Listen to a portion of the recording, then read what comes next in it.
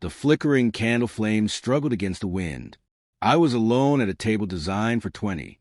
The cake sat untouched, while my hands rested quietly at my sides, still as if waiting for permission to speak. The sun dipped low, spilling golden light across the folding chairs I'd carefully set out. I'd reserved this small rooftop venue in the heart of downtown weeks ago. I even splurged on the nice string lights, soft amber hues, not the harsh, glaring kind. I thought maybe, just maybe, this year they'd actually show up for me. But all I had was silence and a text message from my wife. Don't be dramatic. It's just a birthday. We're going to your brother's barbecue. You knew that. I glanced up, only the wide, empty sky stare back. And for a brief moment, I felt like a child again, left behind at the school gates, watching parents greet their kids with warm smiles and open arms. Only this time, I wasn't a child. I was a grown man, and they still left me behind. My name is Marcus. I work fixing gutters. Not glamorous. It's not the kind of job you talk about at dinner parties. But it pays the bills, keeps roofs intact, keeps homes dry. My wife, Gina, used to tell me she loved that about me, that I work with my hands and didn't care what people thought. But things started to change after my brother got a tech job and bought that beach house. At first, it was subtle. Little jabs during dinner, then more obvious remarks. Have you ever thought about doing something more ambitious? She asked one evening, swirling wine like she'd been born with it in her hand. And my family, they followed her lead, slowly at first, like falling dominoes, always praising my brother, always treating my work like something I'd eventually grow out of. Still, I stayed soft. I stayed loyal, because I thought love meant holding on, even when you're the only one still holding on.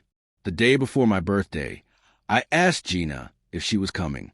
I had to ask like I was a stranger requesting a favor. She rolled her eyes. Marcus, do you really think anyone's going to leave a barbecue with steak and music to come eat sheet cake with a guy who fixes drains? Embarrassing. Her laugh afterward, cold and cruel, wasn't new, but it still stung, just like it had the first time. I nodded and said the only thing I hadn't said in months. Cool. Don't say I didn't warn you.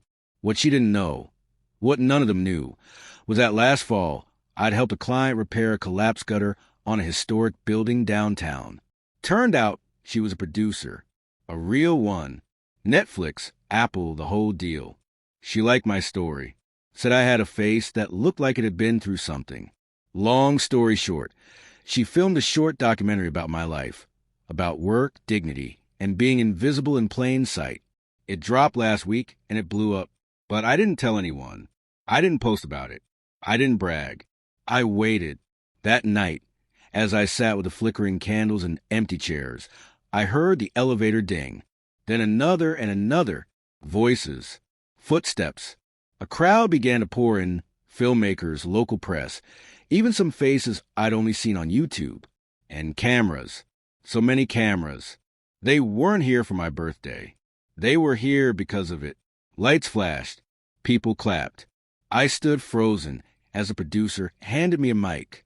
This is the man, she said, smiling. The one who reminded us that dignity doesn't come with a title. It's how you treat people, how you show up. At first, my voice trembled, but it steadied.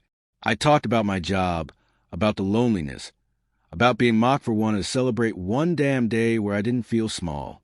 That's when I saw them, Gina, my parents, my brother, all arriving out of breath, their eyes wide, confusion morphing into horror. Too late. They weren't the center of this story anymore. I was. Afterward, they tried to spin it. Gina said she was so proud, and that she didn't realize it was a big deal. I didn't answer. I just looked at her, finally seeing her for who she really was, a mirror that never reflected me back. That night, I went home alone. I poured a glass of whiskey and sat with the silence. But this time it didn't hurt. This time, the silence felt clean, like something had been scrubbed off me. In the weeks that followed, people reached out. Jobs, collaborations. Hell, a school even asked me to speak to their kids about work ethic. I'm not famous. I'm not rich. But I'm seen now, and I'm free. They laughed at the man who fixed gutters, but the world saw the man who never stopped showing up, even when no one else did. Turns out, you don't need their applause when you've already built your own roof.